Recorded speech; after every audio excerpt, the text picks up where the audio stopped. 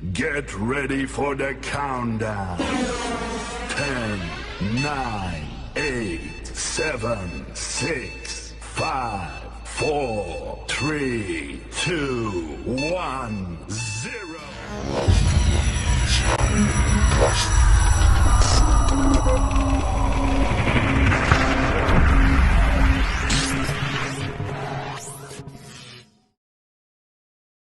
Perencanaan agregat atau agregat planning adalah sebuah metode pendekatan dan proses untuk memperencanakan proses dalam jangka menengah, yaitu penghubungan antara perencanaan jangka pendek dan jangka panjang antara 8 bulan atau sampai 1 tahun.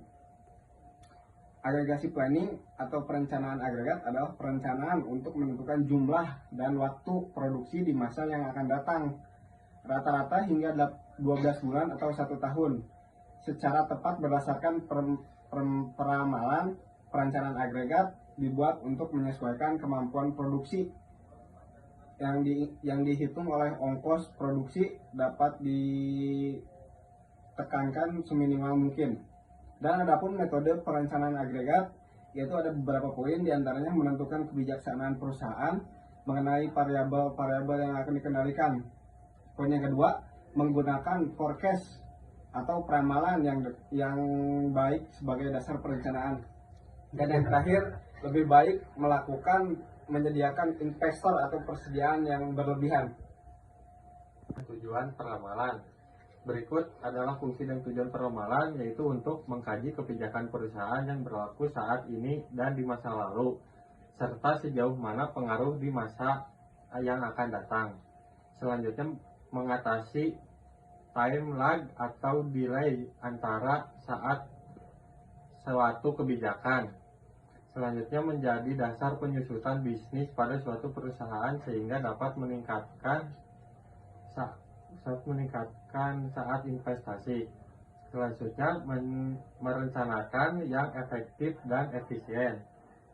Selanjutnya, menetapkan kebutuhan sumber daya pada masa yang akan datang.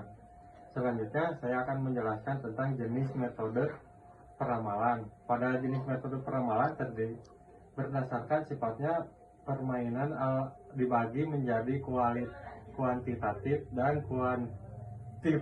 Rencana produksi. Perencanaan produksi adalah serangkaian aktivitas untuk merancang strategi produk, barang atau jasa. Aktivitas yang dilakukan termasuk memastikan produk yang dibuat, volume produksi, kapasitas, bahan yang diperlukan, penjadwalan, dan lain-lain. Biaya yang berkaitan dalam perencanaan produksi diantaranya yaitu biaya produksi regular time, biaya produksi overtime, biaya subkontrak, biaya persediaan atau inventory, biaya hiring, dan yang terakhir yaitu biaya layoff. Metode pengukuran kesalahan peramalan. Ada beberapa metode yang digunakan dalam statistik untuk mengukur kesalahan peramalan.